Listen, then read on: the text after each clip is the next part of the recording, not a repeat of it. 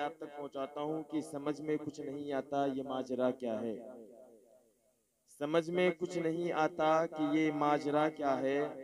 हुसैन आप बताएं फना बका क्या है।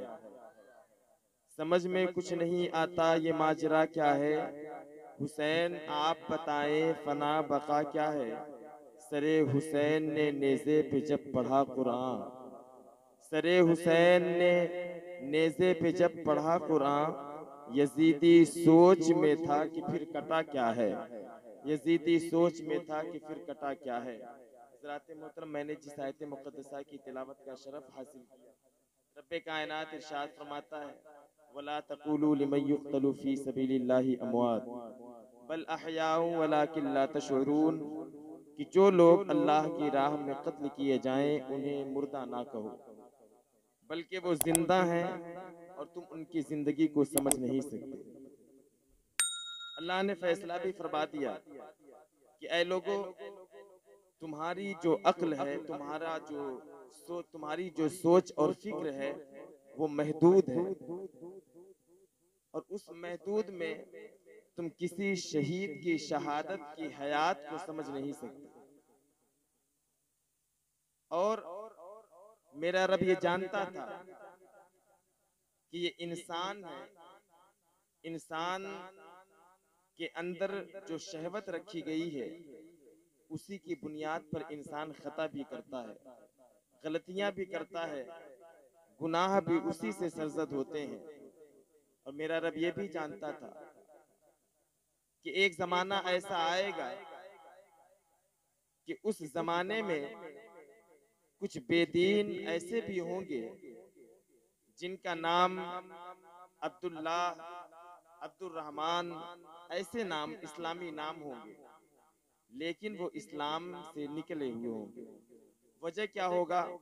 वजह ये है कि वो अल्लाह के रसूल की हयात का मुनकिर है। वो ये कहेंगे कि नबी मर मर करके मिट्टी में मिल गए। वो ये कहेंगे कि जिसका नाम मोहम्मद या अली है वो किसी चीज के मालिक व मुख्तार नहीं। तो अल्लाह जानता था कि जो बदबख्त और नादान नबी की हयात का इनकार कर सकता है वो शहीदों के हयात का कब वो इकरार करेगा। इसलिए मेरे रब ने इरशाद फरमाया कि ऐ लोगों, सिर्फ कहने की बात नहीं, वला तहसबन्नल्लज़ीना कुतिलू फी सबीलिल्लाहि अमवाता बल अहयाउ इंदा रब्बिहिम युरज़क़ून, कि ऐ लोगों, जो अल्लाह की राह में कत्ल किए जाएं तुम उन्हें मुर्दा गुमान भी ना करना, उन्हें मुर्दा सोचना भी नहीं, इसलिए कि वो अल्लाह के पास से रिस्क दिए जाते हैं। ये महफिल पाक जिक्र शुहदाए करबो बला की याद में रखी गई है। और करबला की दास्तान ढोल और तमाशे से समझ में नहीं आता। करबला की दास्तान समझने के लिए हुसैनी फिक्र होना जरूरी है। हमारे यहाँ माशरे में सबसे बड़ी कमी ये है कि जो चीज फर्ज में है इंसान फराइज को छोड़ करके मुबाहात के पीछे पड़ा हुआ होता है। लेकिन कुछ हद तक यहाँ भी बात समझ में आती है कि इंसान कुछ काम ऐसे करता है जिसके करने से सवाब मिलता है, ना करने से कोई गुनाह नहीं। कुछ काम ऐसे होते हैं जिसके करने से भी सवाब नहीं मिलता, ना करने से भी सवाब नहीं मिलता।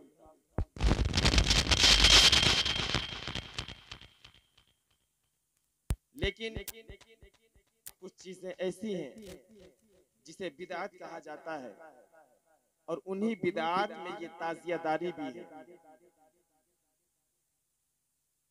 मुतलक ताजियादारी हराम नहीं। अगर कोई शख्स ये कहे कि मुतलक ताजियादारी हराम है तो मुतलक ताजियादारी हराम नहीं। लेकिन जो आज हमारे हिंदुस्तान में ताजिया जो रिवाज है वो ताजियादारी बिलाशुबा हराम है। मैं आपसे पूछना चाहता हूँ कि अल्लाह तबारक व तआला की सबसे पसंदीदा जगह जो इस कायनात में है वो मसाजिद है। मेरे नबी ने इरशाद फरमाया कि अल्लाह रब्बुल इज्जत को दुनिया के तमाम चीजों में, जगहों में सबसे बेहतर जगह जो पसंद है वो मस्जिद है, और सबसे बेकार जगह, जो सबसे नापसंदीदा जगह है अल्लाह रब्बुल इज्जत की बारगाह में, वो है बाजार। तो औरतें अगर मसाजिद में एक साथ मर्द और औरत मिल करके नमाज नहीं अदा कर सकते, तो वो मर्द और औरत मिल करके मुहर्रमुल हराम में मसनूई करबला में मेला देख सकते हैं? हरगिज नहीं। हुर्मत कहाँ से साबित है, इसको देखने के लिए हजारों मिसालें रखी गई हैं। मैंने अपने गांव के वीडियोस मैंने देखे हैं, जिसमें मैंने देखा कि ढोल तमाशे करने वाले, जो मना करने वालों को यजीदी कहते हैं, जो मना करने वालों को दज्जाल और कज़्ज़ाब ना जाने क्या क्या कहते हैं, तुम कहो हमें इसकी कोई फिक्र नहीं, इसलिए कि करबला की दास्तान हम पढ़े हैं। करबला का जो खूनी मंजर है वो हमारी नजरों के सामने है। तुम्हारी जहालत के लिए तुम्हारा जहल ही काफी है, और तुम इस चीज को नहीं समझ सकते।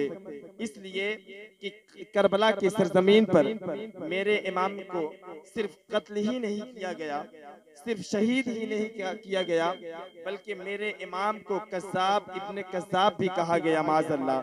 मेरे इमाम को उनके माँ और बाप को गालियां दी गई हैं, जबकि वो यजीदी जानते थे कि हुसैन भी आला व अरफा है, हुसैन के नाना भी आला व अरफा है। और यही नहीं, बल्कि वो यजीदियों का हाल तो ये था कि वो उसी नबी का कलमा पढ़ते थे जिसको हुसैन नाना कह करके बुलाया करते थे, वो उसी शेर खुदा की कुव्वत का इकरार करते थे जिसे जिसे हजरत मौला इमाम हुसैन रदी अल्लाह ताला अन्हु अपना बाबा कह के बुलाया करते थे। तो तुम्हारी जहल से इल्म साबित नहीं हो जाता, तुम अपना इलाज कराओ। जिन शख्स को, जिन लोगों को नमाज के फराइज, नमाज के वाजिबात, नमाज की सुन्नतें ये सब ना पता हो, हद तो ये है कि मैं इन ताजियादारों को डंके की चोट पे मैं कहता हूँ, चैलेंज करता हूँ कि हमारे सामने आए और वो सिर्फ वजू के फराइज मुझे बता दें, उसके बाद मैं मानूंगा कि हाँ ये बहुत बड़े मुसलमान हैं। ये 10 दिन के सिर्फ हुसैनी होते हैं। दज्जाल तो तुम हो, कज़्ज़ाब तो तुम हो, जिसने हुसैन के दुश्मनों की सुन्नत पर अमल करके उस बिदअत को हुसैनियत का नाम दिया है। तुम मुझे बता सकते हो क्या हुसैन के चाहने वाले, क्या हजरत सैयदना हजरत मेरे आका इमाम हुसैन के बेटे हजरत शहरबानो, हजरत ज़ैनब, क्या इन लोगों ने कभी ऐसा किया था? करबला का मंजर तुम्हें नहीं पता है। करबला का खूनी मंजर वो है कि तारीख इंसानियत तलाश करो, तारीख इस्लाम नहीं, बल्कि आप तारीख इंसानियत उठाओ तो उस तारीख इंसानियत में कभी कोई ऐसी कुर्बानी नहीं दिखी है जिसमें बाप की मौजूदगी में बेटे की शहादत होती हो, जिसमें चचा की मौजूदगी में भतीजे की शहादत होती हो, जिसमें मामा की मौजूदगी में भांजे की शहादत होती हो, जिसमें भाई की मौजूदगी में भाई की शहादत होती हो, जिसमें दोस्त की मौजूदगी में दोस्त की शहादत होती हो। 72 थे, 22,000 के मुकाबले अगर तुम जैसे लोग होते तो इन सारी चीजों को भी गर्क कर दिया होता। तुम जैसे जाहिलों ने, तुम ताजियादारी को इस्लाम का सुतून बताते हो, तुम नमाजों को क्यों नहीं नमाजों के करीब आते? क्या हुसैन की शहादत और नमाज अलग अलग है? बिल्कुल ऐसा नहीं है। इसलिए कि मेरे इमाम ने जब करबला में कदम रखा है, उस वक्त आपने इमामत फरमाई है। तारीख ये बताती है कि आपने जो नवाफिल अदा किए, जो आपने तस्बीहात पढ़े हैं, जो औरात वज़ाइफ किए, उनको छोड़ दीजिए। इमाम के पीछे इन जालिम यजीदियों ने भी नमाजें अदा की है। जिस दिन मेरे इमाम एक मुहर्रमुल हराम को जब करबला की सरजमीन पर पहुंचते हैं, उस वक्त हुर बिन यजीद रिहाई करीब आता है और कहता है कि इमाम अब मैं आपको यहाँ से आगे नहीं जाने दूंगा, इसलिए कि उसे ये हुक्म मिला था कि हुसैन जहाँ मिले उनको वही रोक दो, और रोकने के बाद उनसे 2 चीजें पेश करो उनके सामने। एक ये कि ये तुम यजीद की बैत मान जाओ, यजीद के हाथ पे अपना हाथ दे दो। अगर वो हाथ नहीं देते तो फिर दूसरी सूरत ये है कि इमाम हुसैन की गर्दन कलम कर दी जाए। ये चीजें इमाम आली मकाम के पास हुर ये पैगाम लेकर के चले आए कि इमाम मुझे ये हुक्म मिला है। इमाम ने कहा कि ये बताओ कि मैं तो अपनी मर्जी से यहाँ पर नहीं आया, मुझे इन कूफियों ने 150 खतूत, गालिबन 153 खतूत हमारी मौजूदगी में हमारे पास इन कूफियों ने भेजा था। और कितने दिनों में? सिर्फ 3 दिनों के अंदर। और ये कह करके भेजा था कि इमाम, मैंने सुना है कि आपने यजीद की बैयत करने से इनकार कर दिया, तो मैं भी यजीद की बैयत नहीं करूंगा। ये किसने कहा था? वही कूफियों ने कहा था, जिन कूफियों ने इमाम आली मकाम को मेहमान बुलाकर अपने घर के दरवाजे पर बुलवाया था, और बुलवाने के बाद वफा का ऐसी मिसाल पेश की है, और जिसकी मिसाल दुनिया पेश करने से कासिर है। उन लोगों ने मेहमानों के साथ वो रवैया इख्तियार किया कि करबला के मैदान में 3 दिन तक इन खानदाने नबूवत के लोगों पर 3 दिन तक खाना और पानी बंद कर दिया। इन बुजुर्गाने दीन और इन नफूसाने कुदसिया के जबान पर पानी का एक कतरा भी मैसर नहीं आया, न दाना एक आपको मैसर आया। किसने ये किया था? इन्हीं जालिम यजीदियों ने किया था, जिन्होंने हजरत हुर आते हैं, आने के बाद कहते हैं कि इमाम, अब मैं आपको आगे नहीं जाने दूंगा। इमाम ने देखा कि हजरत हुर के साथ जो लश्करी यजीद की है, उसमें वो लोग हैं जिन्होंने आप पर खत आपके पास भेजे थे। आपने एक एक शख्स का नाम लिया कि ए कैस बिन अशस, बता क्या तूने मुझको खत नहीं भेजा था? ए फला इब्ने फला, बता क्या तूने मेरे पास खत नहीं भेजा था? उन सारे यजीदियों ने इनकार कर दिया। मेरे इमाम के साथ ये पहला धोखा था जो उन यजीदियों ने, जो उन कूफियों ने किया था। इमाम ने कहा कि ठीक है, बिलफर्ज अगर मान भी लेते हैं कि तुमने खत मुझ तक नहीं भेजा था, तो फिर छोड़ो, मुझे जाने दो। अगर तुम ये चाहते हो कि मैं इस कूफे में ना आऊं, मेरा कूफे में आना तुम्हें पसंद ना हो, तो फिर मुझे छोड़ दो। अल्लाह की जमीन बड़ी चौड़ी है, मैं कहीं भी जाकर के अपनी जिंदगी बसर कर सकता हूँ। लेकिन हजरत हुर ने कहा कि इमाम, मुझे पैगाम ये मिला है, मुझे हुक्म ये मिला है कि अब इन 2 रास्तों को छोड़ करके आप तीसरा अगर कोई इस्तेमाल करना चाहें तो मैं उस वक्त खामोश हूँ। इमाम ने कहा कि अच्छा, अगर आप मदीना भी मुझे नहीं जाने देते और कूफे के अंदर भी दाखिल नहीं होने देते, तो फिर मुझे तीसरा रास्ता इख्तियार करने दो। हजरत हुर खामोश होते हैं। मेरे इमाम ने अपने घोड़े को एड़ लगाई और इराक के रास्ते की तरफ चल पड़े। जब इराक के रास्ते की तरफ चल पड़ते हैं, थोड़ी ही दूर चले थे कि एक शख्स से मुलाकात होती है, और वो शख्स इमाम पाक के खानदान से मोहब्बत करने वाला शख्स था। कहता है कि इमाम, आप यहाँ पर कहाँ आए हैं? इमाम, आपने इतनी जल्दी क्यों की है? इमाम ने सारा माजरा बयान किया। इमाम कहते हैं कि ये बताओ, सारी बातें छोड़ो, ये बताओ कि इस जगह का नाम क्या है? उन्होंने कहा कि इस जमीन को करबला कहते हैं। जैसे इमाम ने सुना कि इसे करबला कहते हैं, तो आप अपनी सवारी से नीचे उतरते हैं। आपके नाना ने सब कुछ बता दिया था, मौलाए कायनात आपके वालिद मोहतरम ने सब कुछ बता दिया था कि ये वो करबला है जहाँ पर यहाँ मेरा बेटा शहीद होगा, यहाँ पर उसके ऊंट बांधे जाएंगे। इमाम जब उतरते हैं, इमाम ने फरमाया कि ऐ लोगों, ये वो जगह है जहाँ पर हमारे खेमे नस्ब होंगे, ये वो जगह है जहाँ पर हमारी सवारियां बंधेंगी, ये वो जगह है जहाँ पर हमारे साथी शहीद किए जाएंगे। अब इससे आगे जाने की इजाजत नहीं है। मेरे इमाम ने खेमा लगा दिया, और खेमा लगाने के बाद अपने साथियों को ये हुक्म दिया कि ऐ मेरे दोस्तों, खेमे के इर्द गिर्द एक गड्ढा खोदो, ताकि ऐसा ना हो कि यजीदी किसी भी तरीके से खेमे पर हमला कर दें। इसलिए कि उन जालिम यजीदियों ने नबी की आल की हुर्मत को पामाल कर दिया था, उनके तकद्दुस को पामाल कर दिया था। वो पता नहीं क्या क्या कर सकते थे, वो हुकूमत और दौलत की लालच में किस हद तक जा सकते थे, इसे करबला में एक एक शख्स ने देखा है। इमाम ने कहा कि ऐ मेरे दोस्तों, इस खंदक को खोदा जाए और खंदक के अंदर आग जलाई जाए, और इस तरीके से किया गया। एक रास्ता निकाला गया जिधर से करबला के मैदान में जानिसाराने कुदसिया कूदा करते थे।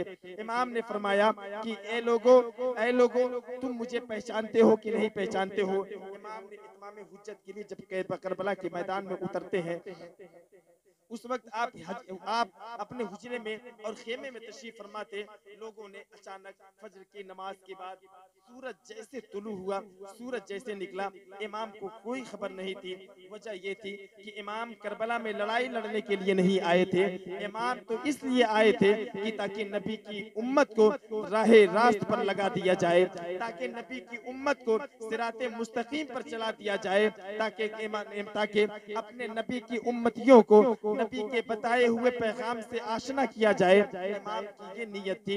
इमाम को ये नहीं खबर थी कि वहां जाने के बाद हमें कत्लो किताल किया जाए। जो लोग ये कहते हैं कि इमाम बागी थे माज़अल्लाह, और इमाम इसलिए करबला में गए थे ताकि उन्हें इख्तिदार हासिल हो जाए, ताकि उन्हें हुकूमत हासिल हो जाए, शायद कि उन जालिमों ने ये तारीख तो सारी पढ़ी, लेकिन ये तारीख नहीं पढ़ी जिस वक्त अम्र बिन साद ने मुल्क शाम से पैगाम मेरे इमाम को सुनाया, उसमें बात क्या क्या थी। उसने कहा कि इमाम, आप या तो यजीद की बैयत मान लीजिए, और अगर यजीद की बैयत आप मान लेते हैं तो जहाँ की हुकूमत आप चाहेंगे वहाँ की हुकूमत आपको दी जाएगी, आप जो कहेंगे वो सुना जाएगा। हुकूमत आपके मुल्क शाम का जो गवर्नर हाउस है, जो पार्लियामेंट है, उसमें भी आपकी ही हुकूमत चलेगी। इमाम ने कहा कि ऐ लोगों, तुम मुझे लालच देते हो, तुम मुझे मालो दौलत की लालच देते हो, जिसके खानदान का एक एक बच्चा गुर्बत की जिंदगी गुजारना ज्यादा पसंद करता है।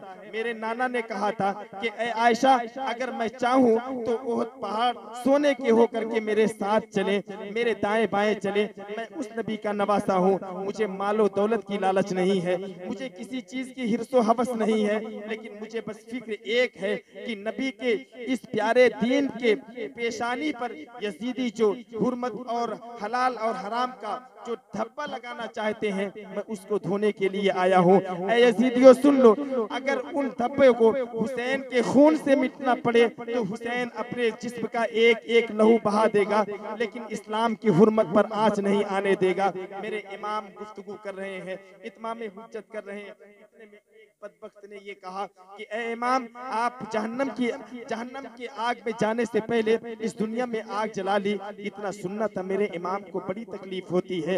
इमाम के साथ एक उनके दोस्त हैं जिनका नाम हजरत मुस्लिम बिन औसजा है। हजरत मुस्लिम बिन औसजा कहते हैं कि सरकार, अगर इजाजत हो तो मुझे एक तीर मारने की इजाजत दी जाए और मैं इस बदबख्त के मुंह पर ऐसा तीर मारूं कि कयामत तक के लिए ये निशाने इबरत हो जाए। लेकिन इमाम कहते हैं कि मुस्लिम बिन औसजा, खबरदार, तुम अभी खामोश रहो, कुर्बान जाओ नबी की आल पर।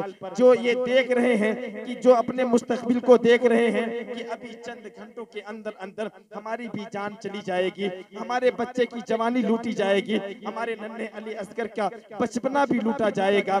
मेरे इमाम ये भी जानते हैं कि खवातीने नबूवत के सरों से दुपट्टे खींचे जाएंगे। मेरे इमाम ये भी जानते थे कि हमारे लाशों को घोड़ों की टापों से पामाल किया जाएगा। लेकिन इमाम कहते हैं कि ऐ लोगों, ऐ मुस्लिम बिन औसजा, मैं ये नहीं चाहता हूँ कि तारीख में ये चीज लिखी जाए कि तीर की इमाम हुसैन के खेमे से करबला के मैदान में सबसे पहला वार हुआ था। मैं ये नहीं चाहता हूँ। मेरे इमाम ये कह करके खामोश हैं। अल्लाह की बारगाह में दस्ते दुआ दराज करते हैं, कहते हैं कि मौला, इस बदबख्त ने मुझ पर इल्जाम रखा है, मेरे मालिक इसे इसी दुनिया में और अभी इसी वक्त अज़ाबे नार में मुब्तला फरमा।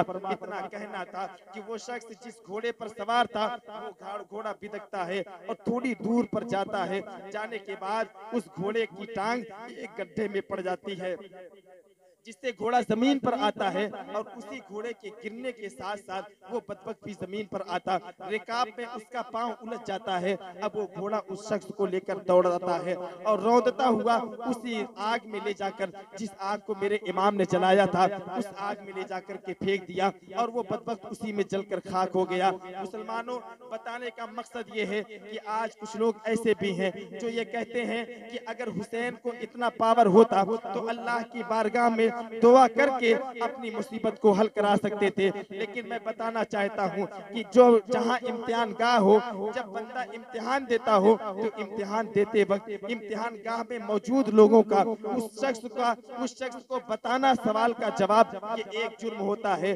मेरे इमाम तो मुस्तजाबु दावत थे। अगर मेरे इमाम चाहते अल्लाह की बारगाह में दुआ करते तो आसमान तो छोड़ दीजिए, जमीन के एक एक रेगिजार से पानी का एक एक चश्मा फूट पड़ता। लेकिन मेरे इमाम जानते थे कि यहाँ करामत दिखाना मकसद नहीं, बल्कि यहाँ पर इस्तिकामत दिखाना मकसद है।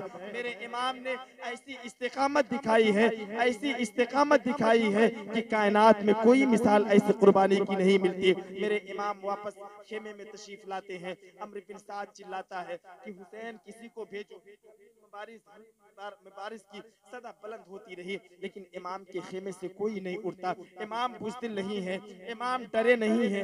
इमाम को सिर्फ एक फिक्र है कि ऐसा ना हो कि क़यामत के दिन और तारीख में ये लिख दी जाए कि सबसे पहला वार हुसैनी खेमे से हुआ था। सिर्फ इस फिक्र में इमाम ने अपने अपने खेमे के लोगों को, अपने सिपाहियों को ये पैगाम दिया कि सिपाहियों तुम लोग अभी खामोश रहना। अम्र बिन साद चिल्लाने के बाद अपने मजमे में अपने लश्करी की तरफ देखता है, एक बदबख्त को बुलाता है और उससे तीरो तबर लेता है और लेने के बाद एक ऐसा तीर निशाना लगाता है खेमे हुसैनी की तरफ और ये कहता हुआ उस तीर को मारता है कि ऐ यजीदियो, ऐ मेरे सिपाहियों, तुम गवाह रहना कि हुसैनी खेमे की तरफ सबसे पहला तीर अगर किसी ने चलाया है तो वो मैं अम्र बिन साद हूँ। इतना कहने के बाद जब इमाम की तरफ वो तीर पहुंचता है, अब इमाम के खेमे में हलचल मच जाती है। इमाम के चाहने वाले ये कहते हैं कि सरकार अब मुझे इजाजत दीजिए। हज़रत इमाम का बेटा कहता है, इमाम के भतीजे कहते हैं, इमाम के भांजे कहते हैं, लेकिन इमाम के साथ जो उनके साथी आए थे उन्होंने अपनी रिफाकत का हक अदा कर दिया, अपनी वफादारी का हक अदा कर दिया। उन्होंने ये कहा कि ए इमाम, जब तक हमारी जाने सलामत है खानदाने बनु हाशिम का एक फर्द भी करबला के मैदान में नहीं जाएगा। हम आप पर अपनी जान का एक एक नजराना पेश कर देंगे। जब हम ना रहेंगे फिर आप अपनी जान पर खेलिएगा, फिर आप अपने बच्चों को कुर्बान करिएगा, लेकिन हमारी मौजूदगी में नबी के घर का एक एक फर्द कुर्बान हो तो लानत हो हमारी ऐसी जिंदगी पर। ये कहते हुए हजरत हुर खड़े होते हैं। कौन हुर? वही हुर जो इमाम को रोके थे। हजरत हुर यजीदी लश्कर में है, इमाम को देखते हैं, अब दौड़ते हुए इमाम के पास आते हैं। यजीदी लश्कर ये सोचता है कि अब हुर जा रहे हैं हजरत इमाम आली मकाम पर के पास जा करके सियासत में माहिर हैं, गुफ्तगू में अच्छा बोल चाल इनका बहुत बढ़िया है। ये जब इमाम के पास जाएंगे तो अभी इमाम पर हमला करेंगे और चंद लम्हों में इमाम की गर्दन काट करके हमारे पास लेकर आएंगे। लेकिन हजरत हुर की जिंदगी बदल चुकी थी। हजरत हुर इमाम हुसैन के पास जाने से पहले अम्र बिन साद से कहते हैं कि अम्र बिन साद, इमाम हुसैन ने जो शराइत रखे हैं क्या उनमें एक भी मानने के लायक नहीं है? उस बदबख्त ने कहा कि ए हुर, ये बात हम तक होती तो मैं मान जाता, लेकिन ये हुक्म तेरे हाकिम का है।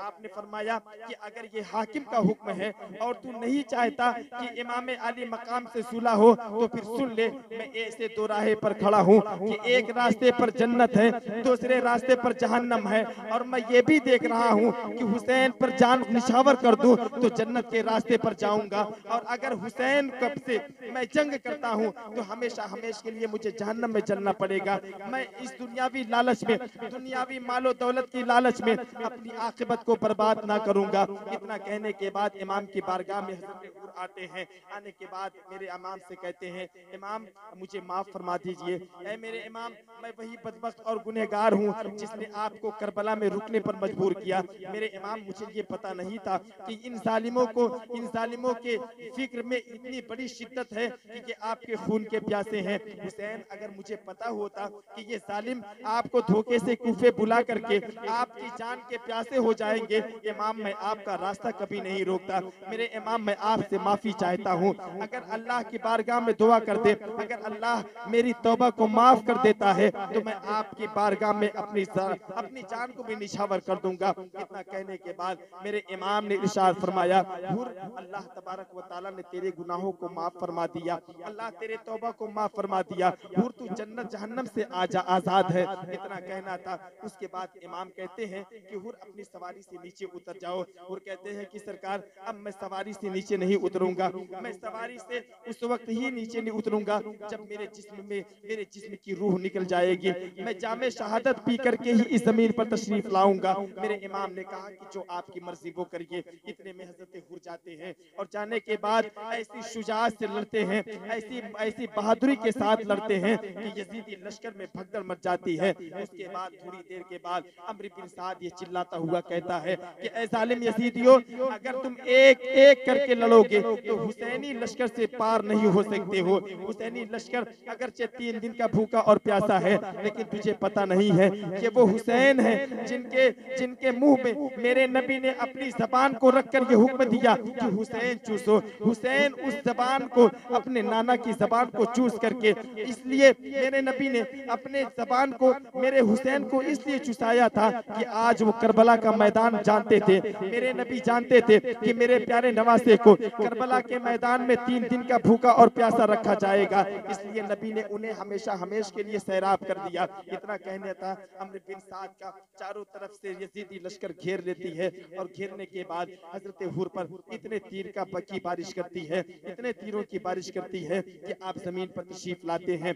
आप आवाज देते हैं कि ए इमाम, अपने गुलाम की खबर लीजिए। इतना सुनने के बाद इमाम दौड़ते हुए मैदान में जाते हैं, हजरत हुर को उठाते हैं, खेमे के करीब लाते हैं, अपने पहलू पर आपका सर रखते हैं। इतना देखा, हजरत हुर ने आंखें खोली और देखते हैं कि आपका सर मेरे इमाम के कदमों पर है। इतना देखने के बाद अपने बख्त पर नाज करता हुआ वो भी दारे फानी से कूच करके जामे शहादत नोश कर देता है। इस तरीके से इमाम आली मकाम के गिरोह का, इमाम आली मकाम की जमात का उन 72 में सबसे पहला शहीद हजरत हुर हैं। उसके बाद एक ऐसा मामला मैं आपको पेश करता हूँ, बताता हूँ, उससे आप सबक भी लीजिएगा। इसलिए मैं तुम्हें ऐसा सबक है कि अगर तुम्हें दीन इस्लाम पर कभी जान कुर्बान करने की बात आ जाए, माल कुर्बान करने की बात आ जाए, तो तुम पीछे ना हटना। मैं इसी तरीके से करबला में एक वाकया हुआ।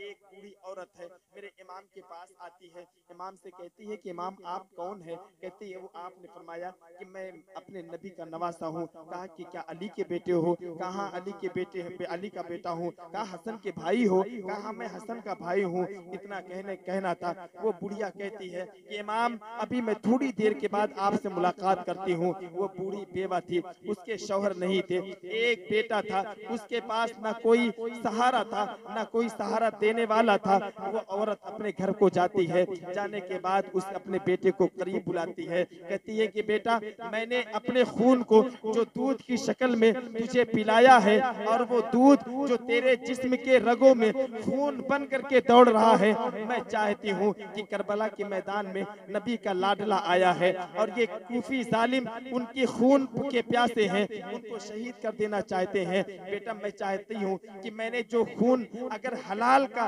तुझे मैंने पिलाया है, तो मैं ये चाहती हूँ कि हुसैन की अजमत और हुसैन की हुर्मत और हुसैन की नामूस पर ये अपनी जान को कुर्बान कर दे। अब वो बंदा कहता है कि माँ मैं समझ नहीं रहा बात क्या है।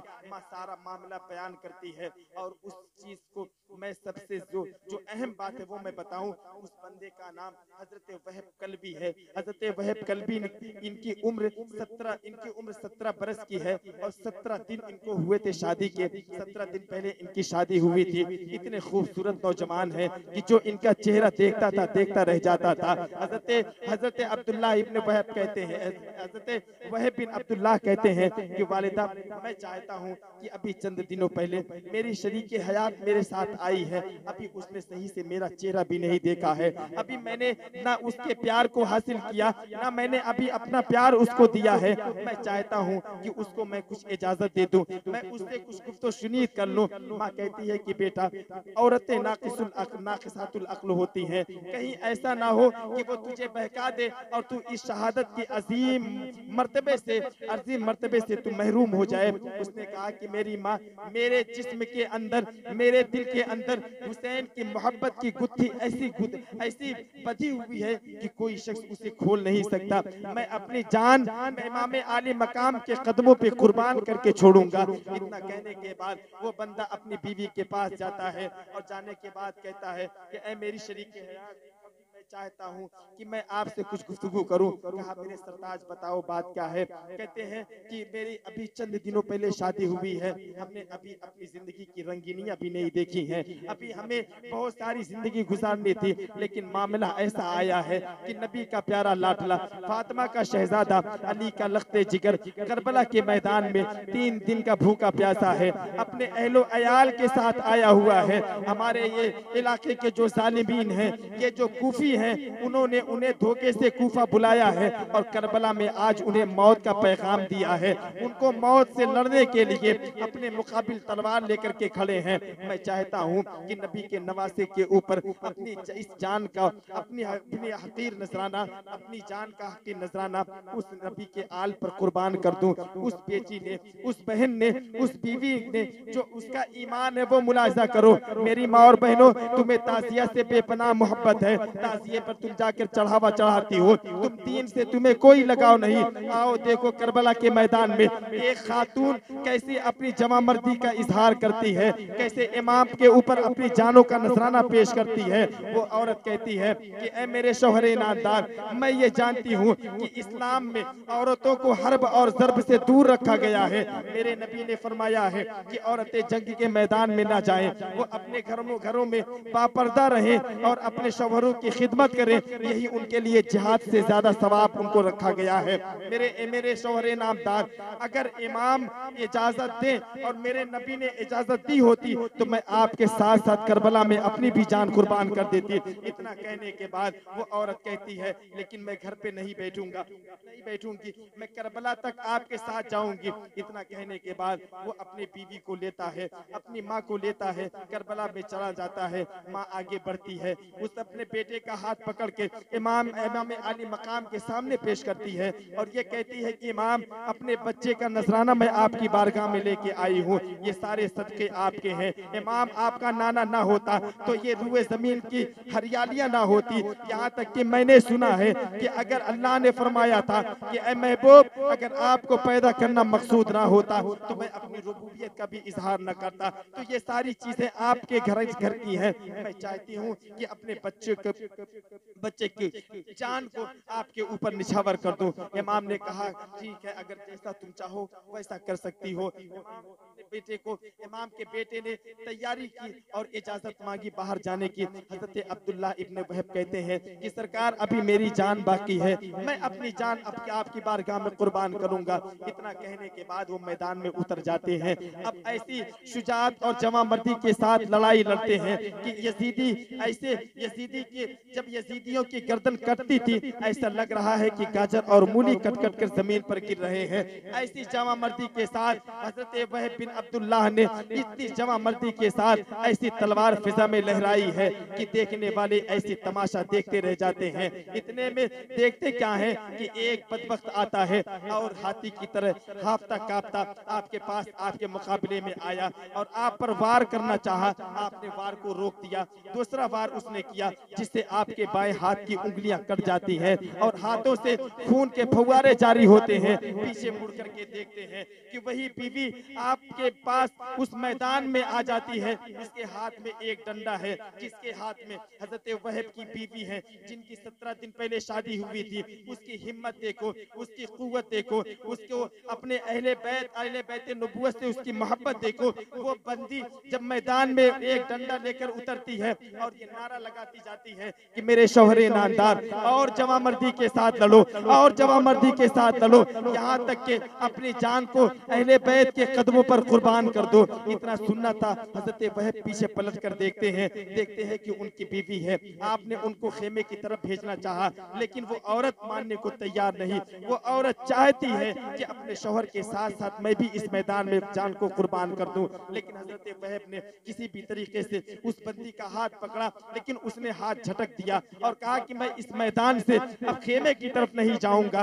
इमाम ये मंजर देख रहे थे अपनी आंखों से। इमाम ने फरमाया कि ओ खातून, तुम खेमे की तरफ चली आओ, हर्ब ज़र्ब का मैदान तुम्हारे लिए नहीं है। वो औरत जब उसने सुना कि इमाम मुझे वापस बुला रहे हैं तो उसने खामोशी के साथ खेमे के अंदर दाखिल हो गई। इतने में हजरत वहीब वापस दौड़ करके आते हैं अपनी वालिदा के पास, कहते हैं कि मेरी माँ, क्या तू अपने बेटे से राजी है? वो बेटो, तुम जो अपने माँ बाप की नाफरमानियां करते हैं, जरा तुम तसव्वुर करो, बेटा हो तो ऐसा हो, माएँ हो तो ऐसी हो। जब माएँ ऐसी सबक देती हैं तो बच्चा खालिद बिन वलीद पैदा होता है। जब माँ के दूध में हुर्मत साबित होती है, जब हलालत और हलावत माँ के दूध में पाई जाती है तो बेटा हुसैन बनकर जन्म लेता है। हजरत इमाम हुसैन रज़ी अल्लाह तआला अन्हु की बारगाह में वो बंदा वापस आता है। मेरे इमाम ने कहा कि अपनी माँ से मुलाकात करो। अपनी माँ के पास जाते हैं, कहते हैं माँ, क्या तू अपने बेटे से राजी है? माँ क्या जवाब देती है? माँ कहती है वहीब, मैं उस वक्त तक राजी नहीं होंगी जब तक तू लड़ता लड़ता अपनी जान को नबी के लाडले बेटे के कदमों पर निछावर ना कर दे, मैं उस वक्त तक राजी नहीं होती। इतना कहने के बाद अब वो बंदा अपनी बीवी के पास जाता है। बीवी से कहता है कि मेरी शरीक हयात, क्या तू मुझसे राजी है? बीवी यही पैगाम देती है, यही बात कहती है कि ऐ मेरे शौहर इनामदार, मैं उस वक्त तक राजी नहीं होंगी जब तक मैं एक शहीद की बीवी ना कहला लूं। इतना कहना था। अब वो इमाम का वो चाहे चाहिए खानदाने अहले बैत का वो परवर था। अब वो फिर मैदान में वापस पलटता है और वापस जाने के बाद फिर उसी शानो शौकत के साथ लड़ाई लड़ता है। यजीदियों की गर्दनें कट कट कर जमीन पर गिर रही है। पूरे करबला का मैदान खून से लालाजार बना हुआ है। जिधर देखो खून के फव्वारे बह रहे हैं, जिधर देखो कहीं हाथ कटे पड़े हैं, कहीं गर्दनें कटी पड़ी हैं, कहीं जिस्म लहू लुहान पड़ा है। पूरे मैदान करबला में कोई ऐसी जगह नहीं थी जहाँ की जमीन सुर्ख ना हो गई हो। इमाम का ये चहीता आखिरकार लड़ते लड़ते अपनी जिंदगी को अपने नबी के खानदान पर कुर्बान कर देता है। इस तरीके से इसने भी जामे शहादत नोश फरमा ली। इतना करने देखना खानदान नबूवत के लोग, खास तौर से मेरे इमाम, सारे मंजर को देख रहे हैं। एक बदबख्त आगे बढ़ता है, उसने हजरत वहीब बिन अब्दुल्लाह की गर्दन को उनके जिस्म से अलग कर देता है और वहां से चिल्लाता है कि हुसैन, अपने इस सिपाही की खबर लो। हुसैन आगे बढ़ते हैं। आगे बढ़ने के बाद उस सर को उठाते हैं, खेमे के अंदर लेकर आते हैं, माँ की गोद में दे देते हैं। माँ उसको देखती है और प्यार करती है। प्यार करने के बाद कहती है कि मुझे फख्र होगा कल क़यामत के दिन, जब इमाम के चाहने वालों में, इमाम के साथियों में, जब शहीदों की जमात में मेरा बेटा खड़ा होगा, उस वक्त फरिश्ते पुकारेंगे, ऐ फला शहीद की माँ तू कहाँ है? उस वक्त मुझे इससे बड़ा फख्र और कोई नहीं होगा। अब उस वालिदा ने उस सर को उठाया और उठाने के बाद अब उस बीवी के हाथ में दे दिया है। अब कुर्बान जाओ, बीबी की शहादत सुनो। बीबी ने वो अपने शौहर के सर को लिया है और लेकर के उसके चेहरे से गर्दो गुबार साफ किया है। उसके बाद क्या मामला हुआ, क्या मोहब्बत की गुफ्तगू हुई, क्या वो उसने अपने शौहर से कहा, और कहते कहते अचानक जबान उस बंदी की खामोश हो जाती है। इस तरीके से अपने शौहर के साथ साथ मैदान करबो बला में वो खातून भी अपनी जान का नजराना खानदान अहले बैत पर दे देती है। मामला इतना सारा बड़ा, हजरत ज़ुहैर बिन क़ैन भी अपनी दादे शुजाअत दे करके शहादत पा जाते हैं। तमाम हजरत हबीब बिन मुज़ाहिर भी सारे के सारे लोग अपने नबी के लाडले पर कुर्बानी अपनी जान की पेश कर देते हैं। अब मामला आता है खानदान अहले बैत का।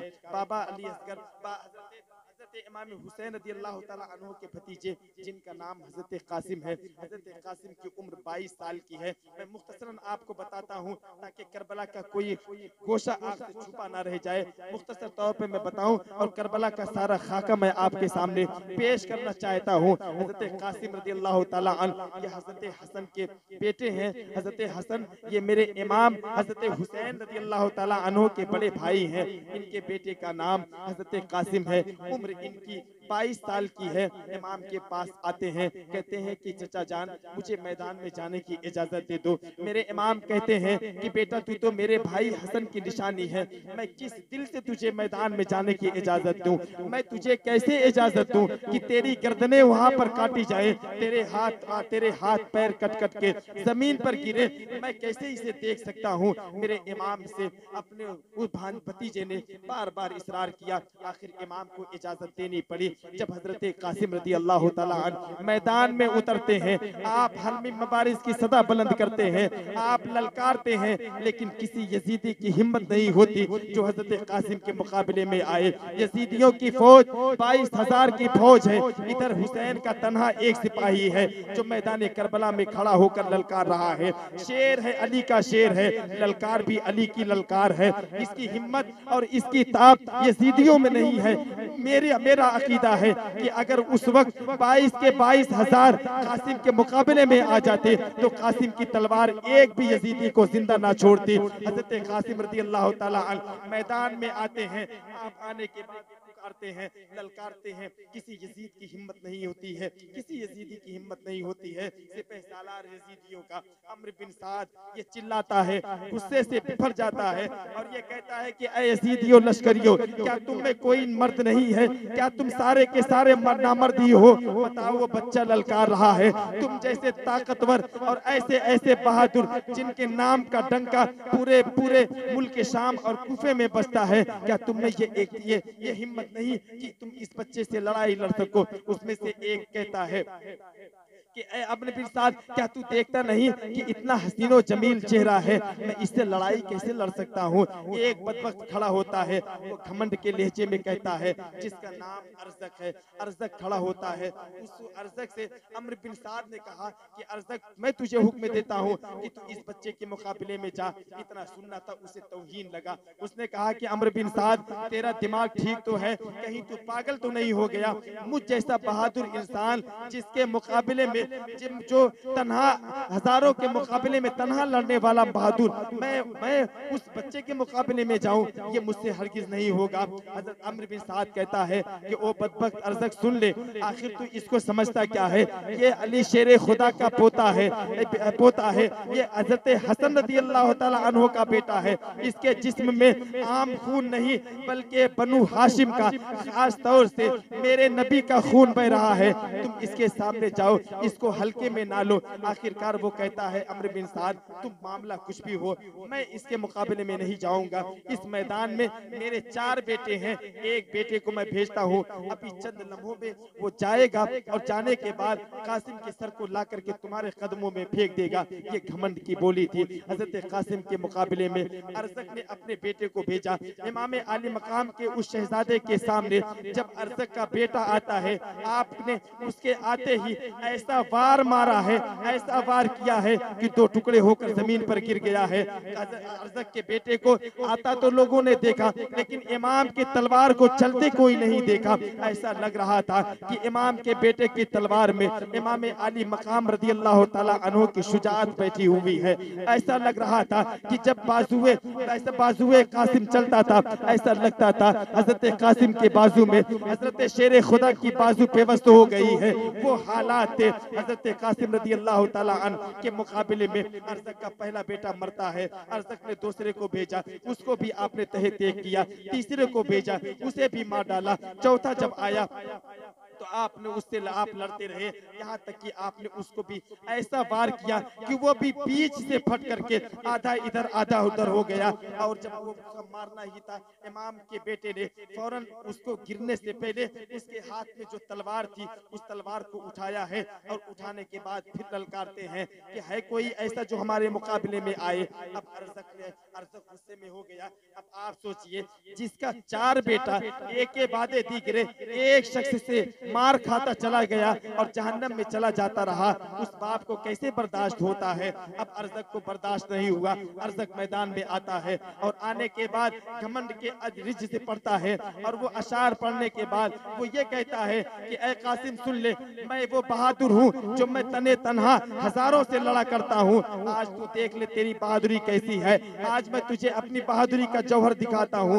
इतना कहने के बाद उसने हजरत कासिम पर वार किया है। हजरत कासिम ने वार को खाली कर दिया, आपने वार मारी, दूसरा वार उसने खाली कर दिया। उसके बाद वो कहता है कासिम ये बता, ये तो तलवार मेरे बेटे की लग रही है। आपने फरमाया हाँ हाँ ये तेरे बेटे की है और मैंने तेरे बेटे से वादा किया है कि अभी तो तू कत्ल मेरी तलवार से हो रहा है, अभी थोड़ी देर के बाद तेरी तलवार से तेरे बाप की गर्दन मैं तेरे उसके बदन से अलग कर देता हूँ। अब इतना सुनना था, वो और गुस्से में तिलमिला जाता है। तिलमिलाने के बाद उसने वार करना चाहा ही है। मेरे इमाम के लाडले ने कहा कि ऐ अर्ज़क, मैं तुझे बड़ा बहादुर समझता था और बहादुर के साथ साथ तुझे मैं बड़ा अक्लमंद समझता था, लेकिन तू निहायत ही बेवकूफ है। उसने कहा कि क्या बात है। कहा तूने घोड़े की सीन तक नहीं कसी है और तुझे घोड़े की सीन तक कसना नहीं आता। वो बदबख्त जैसे ही घोड़े की सीन की तरफ मुड़ करके देखना ही चाह रहा था, जैसे ही उसने अपने सर को झुकाया, इमाम ने ऐसी तलवार मारी है कि पेट की तरफ से वो दो टुकड़े हो गया। सर का मामला कहीं और, पैर का मामला कहीं और। इतना देखना था। अम्र बिन साद ने वही पुराना नारा बोला कि ऐ लोगों, ऐ यजीदियों, तुम इनका मुकाबला तने तनहा नहीं कर सकते, इसे भी चारों तरफ से घेर करके इस पर भी तीर के वार करो। इतने तीर बरसाए जाते हैं, इतने तीर बरसाए जाते हैं हजरत कासिम रज़ी अल्लाह तआला अन्हु के ऊपर कि आपने जामे शहादत नोश फरमा ली। इमाम ने आपकी भी लाश को उठाए और ला करके खेमे हुसैनी में रखते हैं। अब कोई नहीं रह गया, अब कोई रिश्तेदार नहीं रह गया और नो मोहम्मद कुर्बान हो गए। हजरत कासिम की शहादत हो गई, मेरे इमाम के जितने साथी थे सब कुर्बान हो गए। अब बारी आती है इमाम के बेटों की। अब बताओ, इमाम मौजूद हैं, बाप मौजूद हो, बाप की मौजूदगी में बाप अपने कंधे पर अपने नौजवान बेटों की लाश कैसे उठाता है। आओ मैं तुम्हें दिखाता हूँ। करबला के मैदान में तुम सबक सीखो, हुसैनी बनते हो, ताजिया उठाने का नाम हुसैनी नहीं है। कभी तुम हुसैन की सीरत को पढ़ करके देखो। अरे हुसैन की सीरत ना पढ़ सकते हो तो कम से कम करबला के 10 मुहर्रम के दिन जो करबला का खूनी मंजर है उसे तुम मोहब्बत के साथ पढ़ करके देखो। अगर तुम्हारे दिल में ईमान की जर्रा बराबर भी हलावत होगी तो तुम्हें करबला का मंजर तुम्हारी समातों के हवाले होगा और तुम्हारे ज़हनो फिक्र में एक ऐसा मंजर गश्त करता नजर आएगा कि तुम हर मैदान पे जब तुम अपने किरदार को पेश करोगे तो तुम्हें लोग खुद हुसैनी कहते हुए नजर आएंगे। तुम्हें हुसैनी बनने की जरूरत नहीं, बल्कि किरदार तुम हुसैनी पैदा करो कि लोग तुम्हें देखे तो हुसैनी कहते नजर आए। ऐसे किरदार बनाओ, ताजिया उठा करके, ढोल तमाशे कर करके तुम हुसैनियत का दावा करते हो, झूठे हो, मक्कार हो, तुम यजीदियों के नक्शे कदम पर चलने वाले लोग हो। तुम तो आला हजरत के फरमान से भी तुमने रूगर्दानी की है, तुम उलमाए अहले सुन्नत से के फतवों से तुमने टक्कर मारी है। बताओ तुम्हारा आखिरत क्या होगा। तुम साल के 11 महीने आला हजरत करते हो। जब मुहर्रम का की 1 तारीख आती है, उस 1 तारीख से लेकर 10 मुहर्रम मुल हराम तक तुम पक्के यजीदियों की तरह लगते हो। इमाम आली मकाम की शान में जो कसीदे इमाम ने, जो मेरे इमाम अहले सुन्नत ने लिखे हैं, ऐसे कसीदे किसी ने नहीं लिखे। तुम क्या मुझे हुसैनियत सिखाओगे? हुसैन की मोहब्बत आओ हमसे सीखो। हम वो लोग हैं जो नबी के अहले बैत से भी मोहब्बत करते हैं और नबी के असहाब से भी बेपनाह मोहब्बत करते हैं।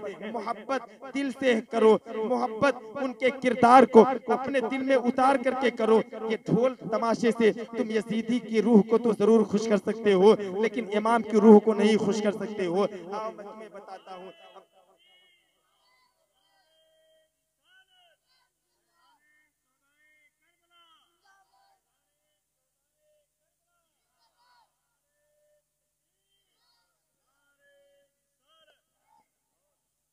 इमाम अली मकाम के बच्चों की बारी आती है।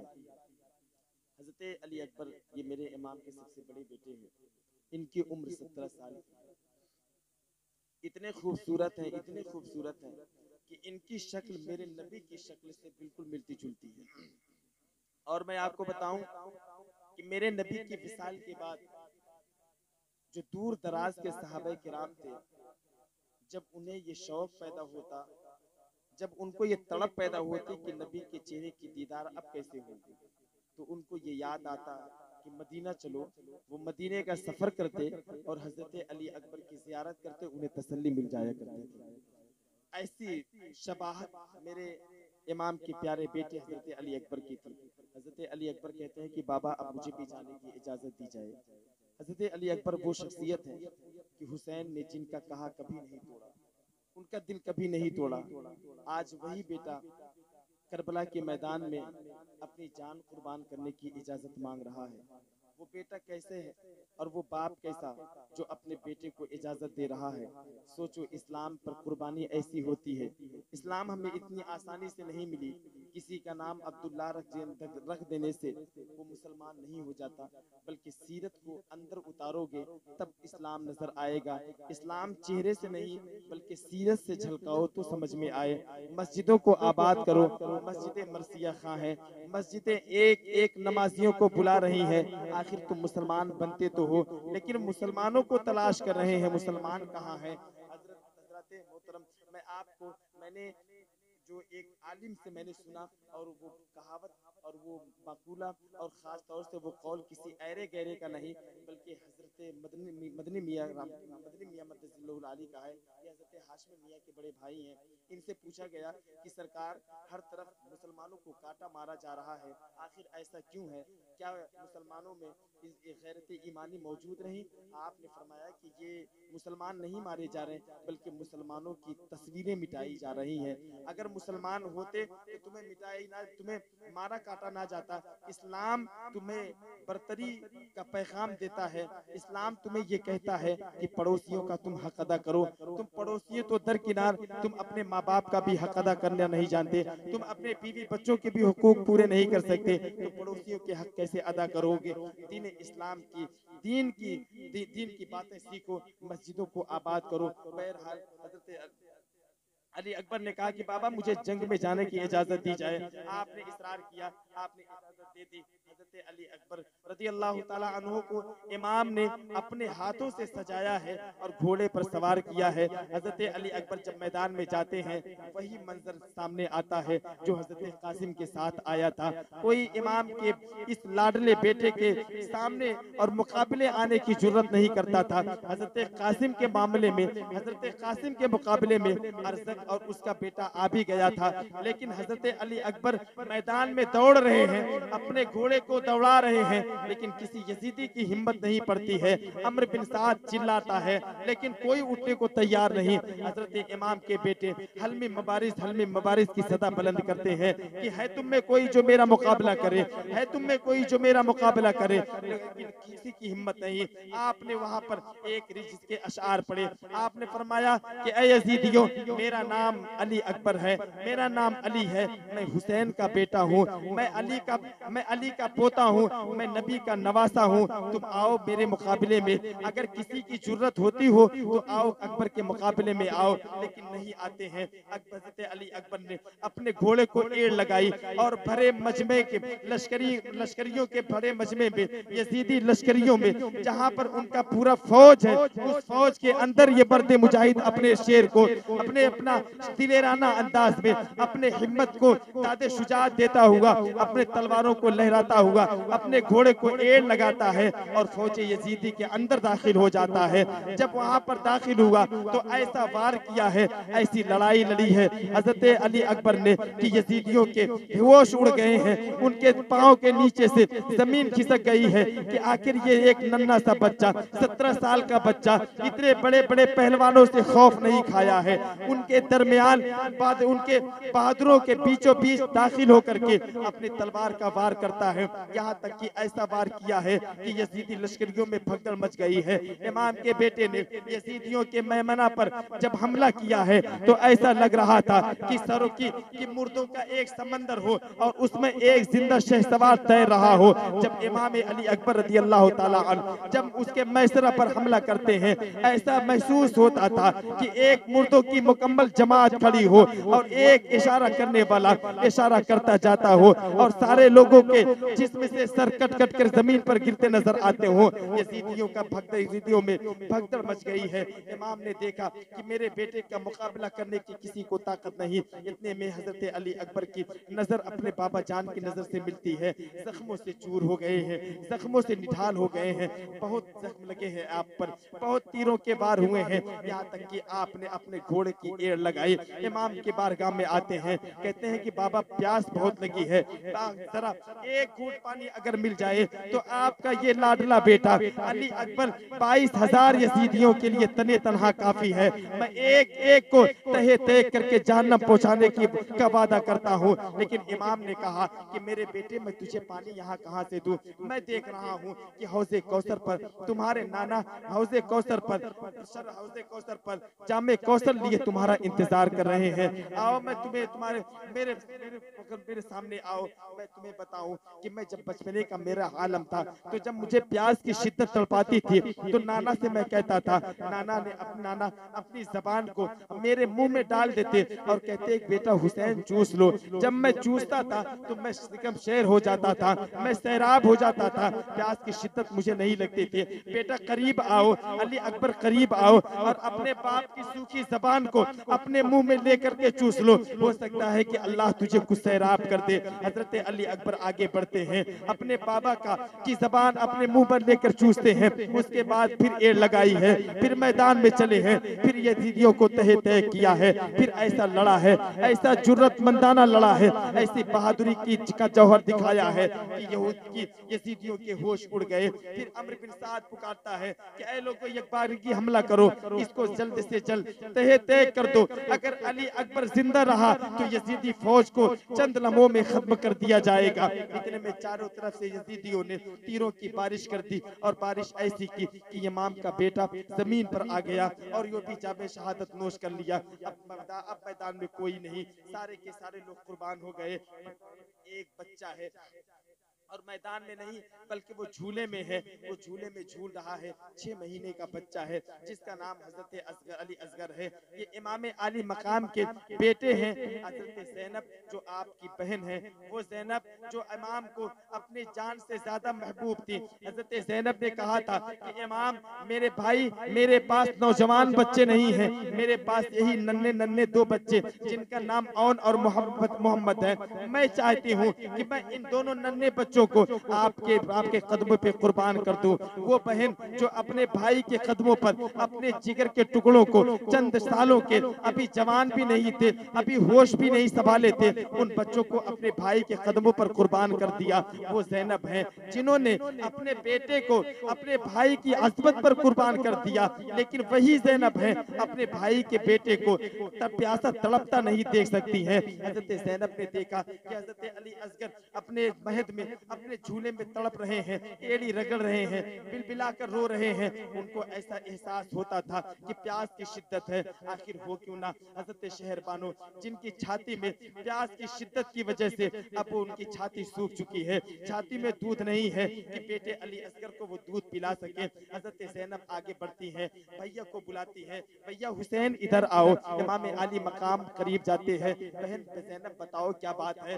मेरे भाई मैं चाहती हूँ कि आप इस नन्हे बच्चे हजरत अली असगर को अपनी गोद में ले जाओ और ले जाकर मैदान में जाओ और यजीदियों से ये कहो कि ऐ यजीदियों, अगर दुश्मनी है तो तुम्हें हुसैन से है, अगर तुम खून के प्यासे हो तो हुसैन के खून के प्यासे हो। तुमने मेरे और बच्चों को कुर्बान कर दिया, तुमने उन्हें तहे तहे कर दिया, लेकिन मैं तुमसे इस बच्चे के बारे में एक घूंट पानी मांगता हूँ कि तुम इस बच्चे को दे दो। देखो इस बच्चे की जबान सूखी जाती है। इतना आप गुफ्तगू कर ही रहे थे कि उन जालिमों ने बजाय पानी देने के उस तीर, एक ऐसा तीर मारा जाता है, मारने वाला हुरबला है जिसकी किस्मत में जहन्नम के, जिसकी किस्मत में उसका नाम जहन्नम के दरवाजे पर लिख दिया गया। हुरमला बदबख्त ने ऐसा निशान लगाकर ऐसा तीर मारा है कि हजरत अली असगर के हलक को छेदता हुआ इमाम के बाजू में बेबस हो जाता है। इमाम उस तीर को खींचते हैं, खींचने के बाद अब आप खेमे की तरफ वापस होते हैं, खेमे की खवातीन ने ये देखा कि अली असगर तड़प नहीं रहे। ज़ैनब देख रही है, शहर बानो देख रही है, उम्मे रबाब देख रही है, सकीना ये मंजर देख रही है, लेकिन इनको ये खबर नहीं कि हजरत अली असगर अल्लाह को प्यारे हो गए। हजरत अली असगर की जान निकल चुकी, जामे शहादत नोश कर चुके हैं। हजरत उम्मे रबाब कहती है कि मुझे ऐसा लगता है कि जालिम यजीदियों ने अली असगर को पानी दे दिया है, इसलिए तड़प नहीं रहे। लेकिन उन्हें नहीं पता था, उन्हें यह मालूम नहीं था कि बजाय पानी के मेरे आका अलैहिस्सलातु वस्सलाम के इस प्यारे नवासे के प्यारे लाडले बच्चे को अल्लाह रब्बुल इज्जत ने जामे शहादत से सरफराज फरमा दिया है। इमाम ने अपने हाथ को अल्लाह की बारगाह में उठाया और दुआ किया कि मौला, जहां पर ये हुसैन ने हजारों कुर्बानियां दी हैं, 72 कुर्बानियां दी हैं, उन तमाम में एक अदना कुर्बानी ये भी अपनी बारगाह में कबूल फरमा।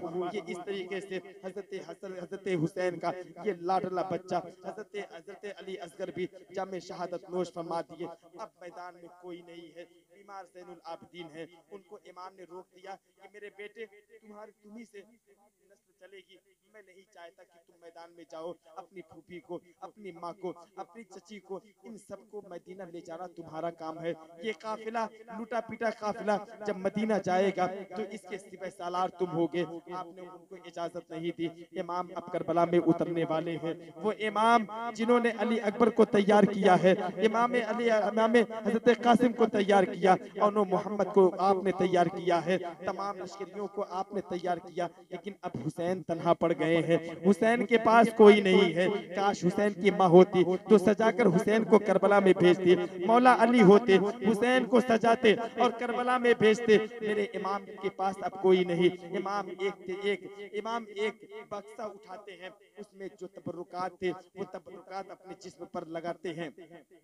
लगाने के बाद जुल्फ़िकार हैदरी ली है और अपने खेमे के औरतों से मुखातिब हुआ और ये इरशाद फरमाया कि ऐ मेरे घर वालियों, मेरे जाने के बाद मैं जानता हूँ कि तुम में कुछ लोग ऐसे, कुछ बच्चियां ऐसी होंगे, कुछ बेटे ऐसे होंगे जो यतीम हो जाएंगे, औरतें बेवाह हो जाएंगी, तुम बेसहारे हो जाओगे। लेकिन मेरे घर वालों, तुम लोग कभी मातम ना करना, कभी नौहा ना करना, अपने सीने को ना पीटना, अपने मुंह को ना पीटना, बालों को ना नोचना, कपड़ों को ना फाड़ना, बल्कि सब्र और इस्तक़लाल का पहाड़ बन जाना।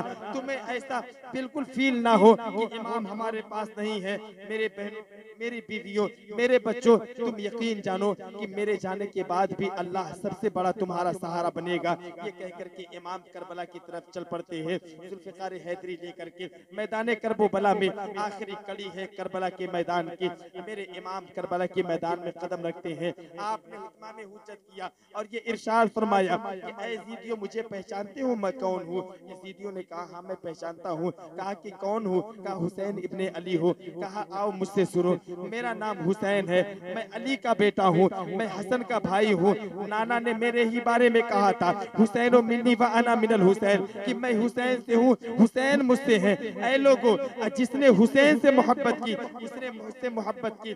मैं वही हुसैन हूँ जिसके लिए मेरे नबी ने इरशाद फरमाया था कि ऐ मेरे रब, मैं हुसैन से मोहब्बत करता हूँ, तू भी हुसैन से मोहब्बत कर, और जो बंदा हुसैन से मोहब्बत करे मेरे रब तू उससे भी मोहब्बत कर। मैं वही हुसैन हूँ जिसके बारे में मेरे नाना ने कहा था कि फातिमा, हुसैन को खामोश करो, हुसैन जब रोते हैं तो मुझे तकलीफ होती है। सोचो यजीदियों, हुसैन को रोने से उनके नाना को तकलीफ कितनी होती थी, आज कितनी तकलीफ हुई होगी कि हुसैन के गर्दन पर खंजर चल रहे हैं, हुसैन के जिस्म पर 72 जख्म लग रहे हैं। नाना कैसे बर्दाश्त कर रहे होंगे? कब्र के अंदर नाना का क्या हाल होगा? माँ कब्र के अंदर कैसी तड़पती होंगी? भाई हसन का हाल क्या होगा? इमाम ने कहा, इमाम ने जब इत्माम हुज्जत कर लिया, उन जालिम यजीदियों ने कहा कि हुसैन, हम आपको सब कुछ जानते हैं, हमें आपकी शख्सियत से बहस नहीं है, हमें मसला ये नहीं कि आप कौन हैं, मेरा मसला सिर्फ इतना है कि आप यजीद की बैत मान लीजिए, यजीद के हाँ में हाँ मिला लीजिए। हुसैन कहते हैं कि ए जालिम यजीदियों, अगर मुझे यजीद के हाथ पर बैत करना ही होता तो कासिम की जवानी ना लुटाता। अगर यजीद की बैयत करनी ही होती तो अली अकबर की कड़ियल जवानी में ना लुटाता। अगर यजीद की बैयत करनी होती 6 माह के अली असगर को कुर्बान ना करता। अगर यजीद की बैयत मुझे करनी ही होती तो भाई अब्बास के मैं बाजू न कटवाता। सुन लो, अगर तुम इसी पर अटल हो कि यजीद की बैयत करो तो हुसैन का सर कट तो सकता है लेकिन किसी बातिल के सामने झुक नहीं सकता। आखिर कैसे झुके? हुसैन को नाना ने सिखाया था, हुसैन ने परवरिश पाई थी इमामुल अंबिया की गोद में, रहमतुल लिल आलमीन की गोद में। वो हुसैन जिनके बारे में नबी ने फरमाया कि मैंने हुसैन पर अपने बेटे हजरत कासिम को कुर्बान कर दिया। आज कौन हुसैन? वही हुसैन जिनके बारे में मेरे नबी ने फरमाया कि हसन हुसैन जन्नती जवानों के सरदार हैं। आज तुम हुसैन पर कत्ल कर रहे, हुसैन पर वार कर रहे हो। जालिम यजीदियों, कल कयामत के दिन जिस वक्त मेरे इमाम अपने नाना के पास खड़े होंगे और सारे के मेरे नबी तमाम उम्मतियों की शफाअत कर रहे होंगे, यजीदियों तुम क्या मुंह लेकर के आओगे? ऐ ढोल बजाने वालों, मैं तुमसे भी कहता हूँ कि तुम किस सब में खड़े होगे? क्या तुम्हें यकीन है कि तुम इमाम अली मकाम के सब पे खड़े होगे? अगर तुम खड़े होगे तो मुझे दलील से साबित करो, मैं भी मानने को तैयार हो जाऊं। अगर तुम यजीद के साथ ना जाओ, अगर तुम हुसैन के साथ जाओगे तो मुझे इसके लिए तुम्हें दलील देनी पड़ेगी। वरना मैं जानता हूं करबला में ढोल किसने बजाया था, करबला में अलम किसने उठाया था, करबला में इमाम के सर को नेज़े पर किसने बुलंद किया था, ये हमसे ज्यादा तुम नहीं जानते। इल्म हमने सीखा है, उलमा के पास इल्म मौजूद है। तुम कौन होते हो? फराइज गुस्ल के तुम्हें पता नहीं, निजाजत से पाक होने का तरीका तुझे पता नहीं, गुस्ल करने का तरीका तुझे पता नहीं, गुफ्तगू करने के आदाब तुझे पता नहीं। हुसैन पर कीचड़ उछालने चले हो, मसनूई करबला बनाकर दुनिया भर के खुराफात करके उन खुराफात को तुम इस्लाम के अंदर दाखिल करना चाहते हो। हुसैनी तो हम हैं जिन्होंने करबला से सबक सीखा है। हुसैन ने यजीद के हाथ पे बैयत क्यों नहीं की? इसलिए नहीं कि वो काफिर था, इसलिए नहीं कि वो मुशरिक था, बल्कि वो मोमिन था। उस वक्त नबी का कलमा पढ़ता था, उसी नबी का कलमा पढ़ता था जिस नबी का कलमा हुसैन पढ़ते थे, वही नमाज अदा करता था जो नमाज हुसैन अदा करते थे, वही रोजा वो रखता था जो रोजा हुसैन रखा करते थे। लेकिन लड़ाई क्या थी? लड़ाई इक्तिदार की नहीं थी। जो तुम खुराफात करते हो, जो तुम गैर शरई रस्म, जो गैर शरई रसूमात तुम इस्लाम में दाखिल करना चाहते हो, वही यजीद करना चाहता था। यजीद ये चाहता था कि इस्लाम के अंदर भाई बहन, माँ और बेटे का निकाह एक साथ हलाल कर देना चाहता था। यजीद चाहता था कि करबला की हरम काबा के हुर्मत को पामाल करना चाहता था। यही यजीद है जिसने मिंबरे नबवी पर घोड़े 3 दिन तक घोड़े बांधे गए और जिसके लीद और गोबर के छींटे मिंबरे रसूल पर पड़ते गए। वो यजीद जो शराबी था, वो यजीद जो कबाबी था, वो यजीद जो जानी था, वो यजीद जो डाका डालता था, वो यजीद जो नाचने गाने वालियों को अपने साथ रखा करता था।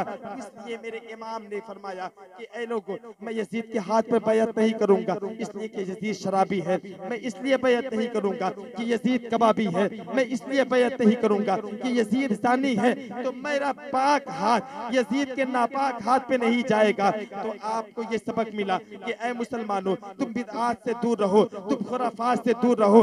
आज वही हुसैन जिसने बिदआत को दूर करने के लिए अपना कुंभा का कुंभा लुटा दिया, आज तुम उसी हुसैन की का जश्न मनाने के लिए, उसी हुसैन की शहादत को याद करने के लिए दुनिया भर के खुराफात तुम अंदर दाखिल करते हो और नारा लगाते हो हुसैनी हो। अपने गिरबान में झांक कर देखो तो तुम्हें तुम्हारा ज़मीर मलामत करता नजर आएगा। मेरे दोस्तों, अभी वक्त है, अभी ज्यादा वक्त नहीं गुजरा है, आंखें अभी बंद नहीं हुई है, ना ही अभी तौबा का दरवाजा बंद है। अभी अल्लाह की बारगाह में सच्चे दिल से तौबा कर लो। हमारे जलन में, हमारे हसद में तुम अपने ईमान में कमी ना लाओ, ईमान को महफूज रखो। हम गलत सही, हमारी जबानें दुरुस्त नहीं तो ना सही, लेकिन कम से कम दीन तो सीखने का हकदार तुम हो। तुम हमसे नहीं, किसी अच्छे आलिम से और उनसे पूछ लो ताकि तुम्हें इत्मीनान हो जाए। तुम किसी वारसी को तुम अपना रहनुमा नहीं बना सकते। वो वारसी जो आला हजरत सरकार को गालियां देता हो, वो वारसी जो साहबे किराम पर तबर्रेबाजी करता हो, वो वो वारसी जो हजरत अमीर मुआविया को बुरा भला कहता हो, तो मदारियों के चक्कर में पड़ते हो। अपने आप को सोचो, अपने ईमान में जिला लाओ और अपनी ज़मीर को झिझोड़ो और हुसैन के नाम पर सबीले लगाओ, हुसैन के नाम पर खिचड़े पकाओ, हुसैन के नाम पर गरीबों की मदद करो। ये तो तुमसे नहीं होगा, लेकिन ताज़िए तुम बनाओगे सिर्फ इसलिए ताकि उसमें चिरागी तुम्हारे हाथ में आए, तुम्हारे काम और तुम्हारे रसूम चलते रहे, तुम्हें खाने को मिलते हैं, अबे खाने को मिलेंगे। अगर तुम्हारे पास अगर एतकाद है तो मैं आओ अली की एक अली का कौल मैं पेश करता हूँ। मेरे अली ने फरमाया था, बंदा दो चीज से खौफ अगर हटा दे तो फिर वो किसी चीज से खौफ नहीं फरमाता। फरमाया कि दो चीजों को वो जान ले कि रिस्क देने वाला अल्लाह है, तो वो बंदा कभी कभी कभी हराम नहीं खाएगा।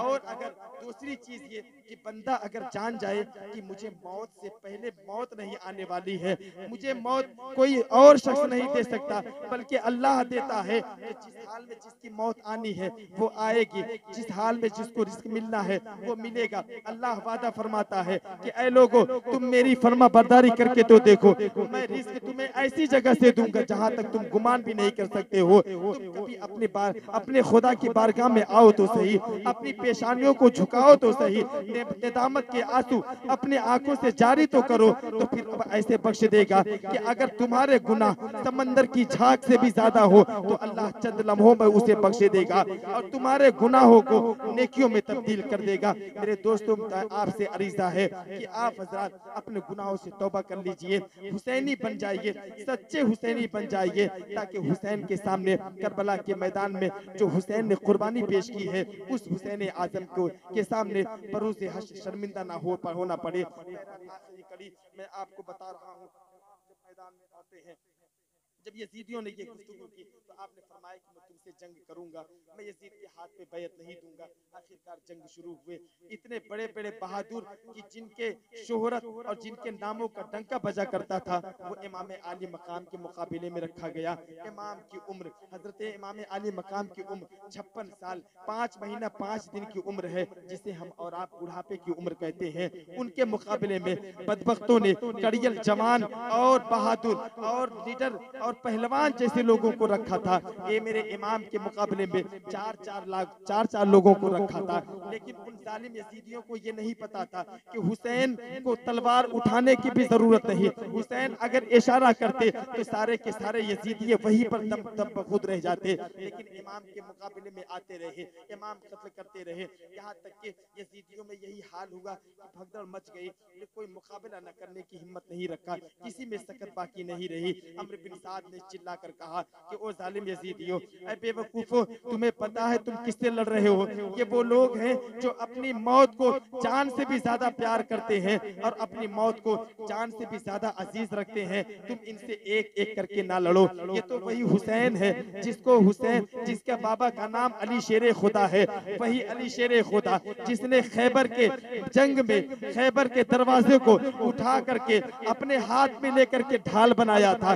उसी मर्द का बेटा ये मर्द है, इसलिए तुम इससे तने तना ना लड़ सकोगे, बल्कि चारों तरफ से हमले करो। इमाम के ऊपर इतने तीर बरसाए गए कि आपके जिस्म पे 72 जख्म थे। इमाम आली मकाम ने फरमाया कि ऐ जालिम यजीदियों, ये वो वक्त है कि जिस वक्त तमाम मसाजिद में, जामा मसाजिद में आज जुमा की नमाज है, जुमा का दिन है, मिंबरे रसूल पर मेरे नाना जान का खुतबा पढ़ा जा रहा होगा, लेकिन मैं जुमा की नमाज तो नहीं पढ़ सकता, लेकिन कम से कम मुझे इतनी मोहलत दो कि मैं अपने रब की बारगाह में एक सजदा कर लूं। इतना कहने के बाद आप सजदा करना ही चाह रहे थे कि आपके पेशानी में एक जालिम ने जहर से बुझा हुआ एक ऐसा तीर मारा कि मेरे इमाम की पेशानी पर आके लगा और मेरे इमाम सजदे में गिर गए। सजदे में गिरने के बाद एक जालिम आगे बढ़ता है, इमाम के सरे अनवर को उनके जिस्म से अलग कर देता है। शिमर जिल जोशन ये तमाम अपनी लश्करियों को लेता है, इमाम के जिस्म को नंगा करता है, इमाम के आपके जिस्म को नंगा करने के बाद आपके जिस्म पर घोड़े दौड़ाए, इतने घोड़े दौड़ाए, इतने घोड़े दौड़ाए कि मेरे इमाम के जिस्म की एक एक हड्डियां मुबारक चूर चूर हो गई। लानत हो यजीदियों तुम पर कि तुमने हुसैन की अजमत को ना पहचान सके, तुमने अहले बैत के नामूस को चंद सिक्कों के मामले में दरहम बरहम कर दिया। लेकिन वह मामला ये हुआ कि उन जालिम यजीदियों ने जिस मामले में, जिस लालच में हुसैन को कत्ल किया था, हुसैन के कुंबे को कत्ल किया था, हुसैन के बेटों को कत्ल किया था, आखिरकार वो दुनिया से भी चले गए, उखबा से भी उनका हिस्सा कुछ नहीं रहा। आखिरकार वो एक बादशाह मुसल्लत होता है, उसने एक एक यजीदियों को तलाश कर करके 6000 यजीदियों को मारा।